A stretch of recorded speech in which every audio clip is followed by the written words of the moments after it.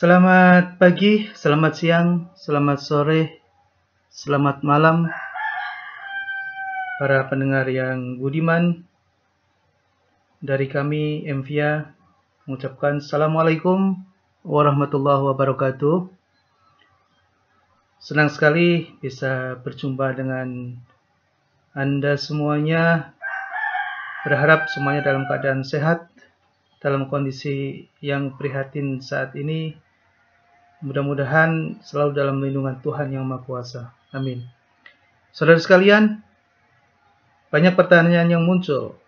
Kebetulan kami dari organisasi pemerhati Asosiasi Expert Microfinance Indonesia banyak mendapatkan pertanyaan dari UKM, bahkan sebagian juga dari lembaga keuangan.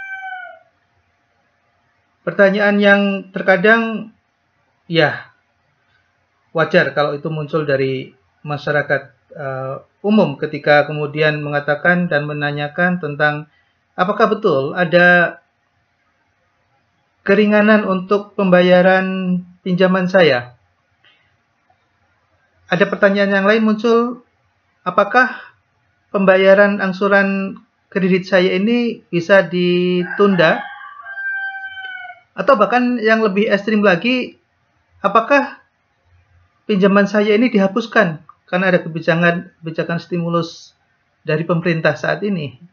Banyak sekali pertanyaan muncul dari UKM. Sementara dari lembaga keuangan sendiri, juga ada yang menanyakan bagaimana dan apa yang seharusnya dilakukan oleh lembaga keuangan merespon dari kebijakan relaksasi yang dilakukan oleh Otoritas Jasa Keuangan, terlebih lagi ada kebijakan dari pemerintah terkait dengan stimulus. Nah, dalam kesempatan ini kita coba untuk sedikit bedah sebetulnya kebijakan ini seperti apa. Ya, kita sementara ini mengacu kepada POJK nomor 11 tahun 2020 tentang stimulus perekonomian nasional sebagai kebijakan counter cyclical dalam rangka untuk merespon dampak COVID-19. Baik, saya mencoba untuk membuat pemaparan ini untuk memberikan gambaran mengenai sebetulnya kondisinya seperti apa dan orientasinya kemana, lalu bagi UKM harus bagaimana, bagi lembaga keuangan juga mesti melakukan apa. Dan terakhir nanti kita akan coba bahas sedikit mengenai terus bagaimana dengan koperasi simpan pinjam yang di luar kewenangan aturan Otoritas Jasa Keuangan. Nah, kita akan awali dulu dari latar belakang bahwa kondisi saat ini kita semua sudah mafhum, sudah paham dan sangat menyadari bahwa terjadi penurunan ya tingkat pertumbuhan ekonomi kita. Sebelumnya sudah terjadi itu, namun terlebih lagi ditambah dengan adanya pandemik ya di awal tahun 2020 ini. Ada penurunan tingkat daya beli masyarakat yang disebabkan karena tingkat pendapatan yang menurun. Kemudian kita tahu bahwa ada tingkat penurunan konsumsi yang diakibatkan karena turunnya pendapatan masyarakat. Dan secara nasional, secara agregat juga akan turun. Nah, apalagi kemudian ada berbagai pembatasan aktivitas masyarakat, terutama dalam sektor perekonomian, yang pastinya akan mengakibatkan semakin turun ya daya beli dan sekaligus tingkat pendapatan akan mengalami penurunan. Kita belum bisa prediksi berapa lama itu akan terjadi dan akan pulih, melakukan recovery dan kemudian dalam kondisi normal. Tapi yang jelas pada beberapa masa ke depan, periode ke depan akan terjadi keseimbangan baru, ya akan terjadi keseimbangan baru. Di mana turunnya tingkat pendapatan, turunnya tingkat daya beli, turunnya tingkat konsumsi pasti akan berpengaruh terhadap kemampuan repayment seseorang dalam memenuhi kewajibannya baik jangka pendek maupun jangka panjang. Nah, ini kalau ada keseimbangan baru dari yang kita lihat merah ini kemudian turun ya ke warna biru ini, maka apabila tidak ada penyesuaian terhadap cara pembayaran apabila terkait dengan kewajiban, kemudian juga tidak ada perubahan peraturan yang menyangkut di lembaga keuangan, maka tentunya ini akan memperburuk kondisi baik kinerja keuangan lembaga keuangan kita maupun akan berpengaruh terhadap rating individu yang nanti ke depan apabila tidak ada kebijakan, maka tentunya orang-orang baik yang selama ini tercatat record di lembaga keuangan tiba-tiba memiliki bad record gara-gara kondisi yang emergensi seperti ini. Sehingga harus dilakukan recovery dan dilakukan perubahan reconditioning, aturan, dan rescheduling terkait dengan ketentuan-ketentuan yang berlaku selama ini. Makanya di sini ada beberapa dampak yang bisa terjadi. Repayment kredit dan pembiayaan akan turun. Performance dari individu akan turun. Kinerja keuangan di lembaga keuangan juga akan turun. Ini harus ada kebijakan terkait dengan, pertama, harus ada penyesuaian. Ya, harus ada penyesuaian terhadap indikator-indikator penilaian tingkat kesehatan, yang mana indikator-indikator ini akan dipengaruhi antara lain misalnya oleh NPR, oleh tingkat likuiditas, dan seterusnya. Yang indikator itu harus disesuaikan dengan kondisi yang ada pada saat ini. Nah, lembaga keuangan nasional akan terpuruk dan namanya kepercayaan internasional juga akan turun. Ini berbahaya kalau tidak ada kebijakan yang berlaku cepat dan kemudian direspon oleh lembaga keuangan yang ada saat ini. Itu latar belakangnya. Sehingga muncullah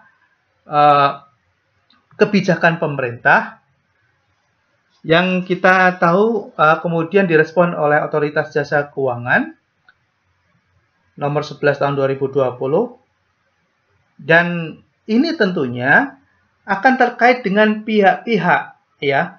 Nah, pemerintah sendiri yang memiliki tugas dan fungsi untuk menjaga stabilitas perekonomian, tingkat pertumbuhan positif, dan adanya pemerataan dalam pembangunan, pemerintah pastinya memiliki kepanjangan tangan ya melalui kementerian dan kelembagaan yang di bawah kendali pemerintah.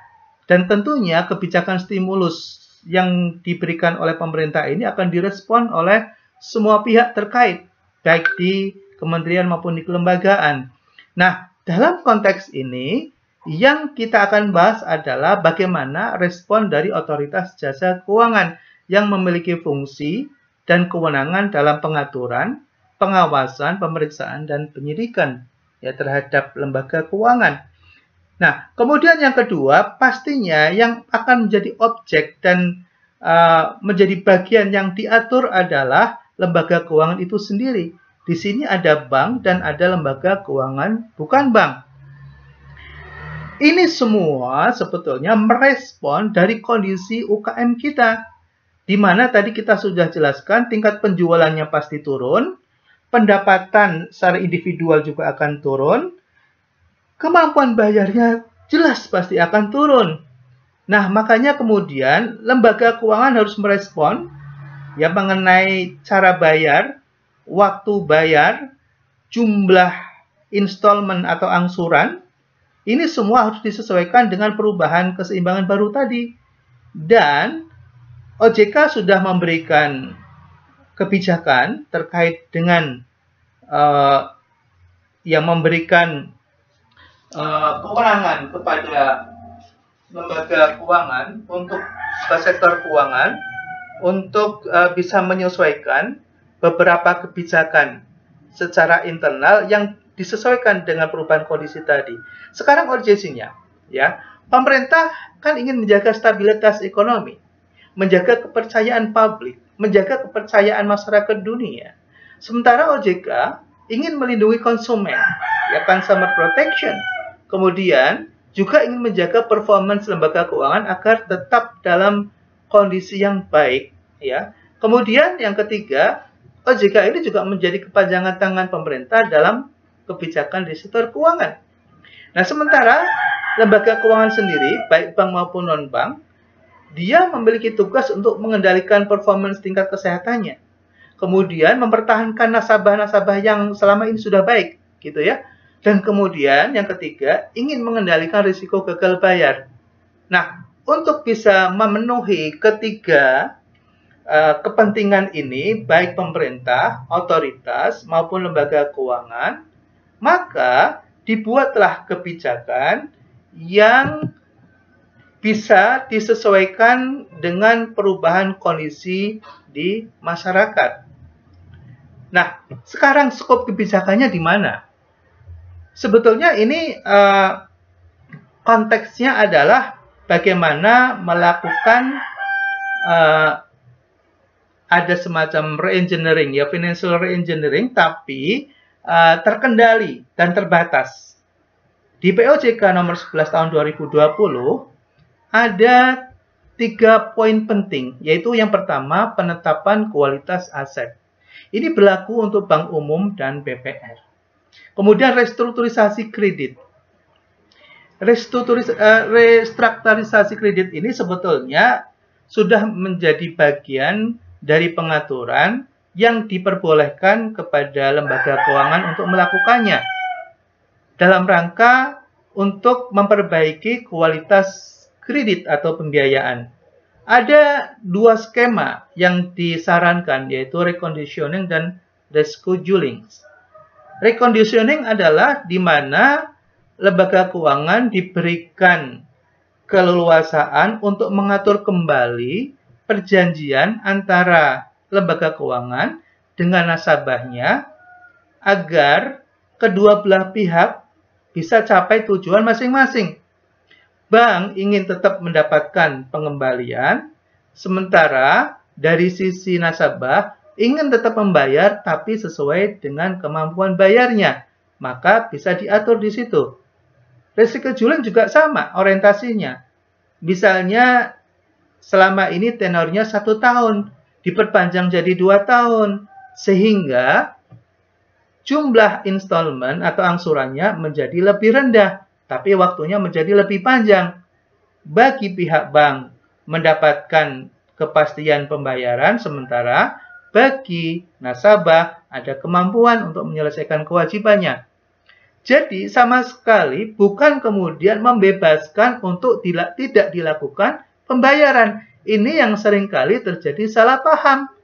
Yang ditangkap oleh UKM, yang ditangkap oleh para debitur, yang ditangkap oleh masyarakat yang memiliki kewajiban terhadap lembaga keuangan adalah, oh, karena kondisi seperti ini emergensi, maka kita tidak membayar tidak apa-apa. Bukan itu sebetulnya. Tapi bertemu dengan bank dan lembaga keuangannya, kemudian membicarakan mengenai berapa kemampuan yang ada pada saat ini. Disitulah yang kemudian OJK mendorong untuk lembaga keuangan melakukan itu, dan sebaliknya masyarakat juga aktif untuk bisa berkomunikasi dengan pihak lembaga keuangannya. Dan kemudian ada poin yang ketiga, yaitu penyediaan dana baru. Untuk penyediaan dana baru ini, OJK tetap memberikan, mendorong tetap adanya, jadi diperbolehkannya tetap ada pembiayaan untuk nasabah-nasabah baru, namun datanya diminta untuk dipisahkan dengan nasabah-nasabah yang sebelum ada kebijakan stimulus ini. Gitu. Nah, sementara kalau di sisi lembaga keuangan, harus ada yang dilakukan saat ini segera mungkin, yaitu melakukan perubahan SOP terkait dengan penilaian kualitas kredit dan penilaian kualitas aset. Di sini diberikan kelonggaran oleh otoritas jasa keuangan. Kenapa? Karena nanti tadi untuk dikaitkan apabila dilakukan assessment terhadap tingkat kesehatannya, dengan adanya kelonggaran ini, maka bisa menjaga performance. Dan ini harus segera dilakukan. Kalau tidak, maka akan terjadi peningkatan angka NPL-nya.